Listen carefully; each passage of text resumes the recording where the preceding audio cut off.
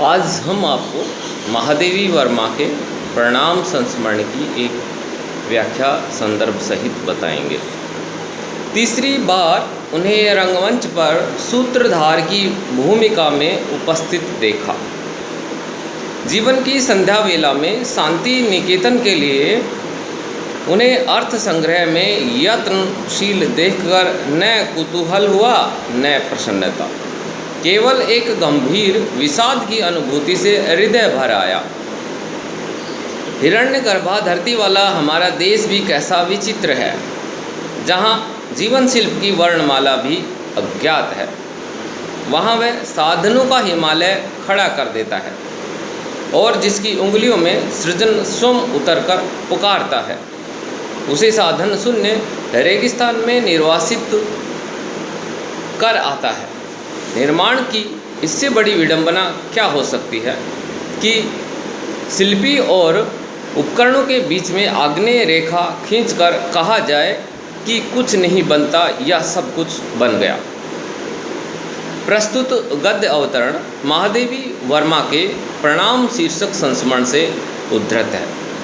महादेवी वर्मा तीसरी बार टैगोर से तब मिली जब वे शांति निकेतन के लिए धन एकत्र करने के लिए नाटक करा रहे थे।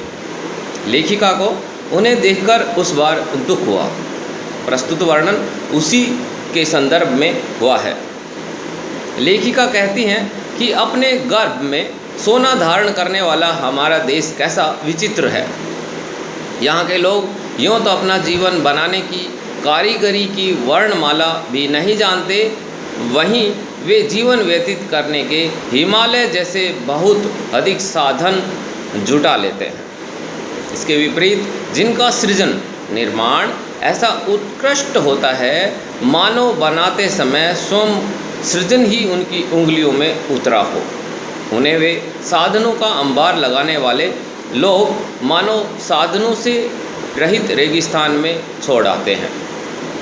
लेखिका ये कहना चाहती हैं कि जीवन क्या है इसे तो महान साहित्यकार ही जानते हैं। वे जीवन को सुंदर बनाने वाली रचनाओं का सृजन करते हैं।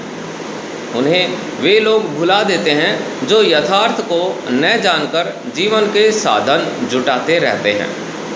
इस प्रकार जीवन की सुख सुविधाओं का अंबार लगाने वाले उन चीज़ों का निर्माण करके तो मानव शिल्पी या साहित्यकार का उपहास ही उड़ाते हैं।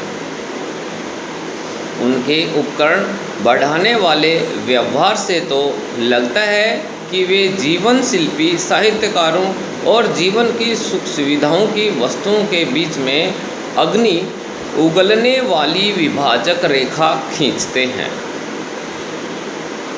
सब कुछ बन गया या कुछ बनता ही नहीं है, ऐसा ही वे सोचते रह जाते हैं।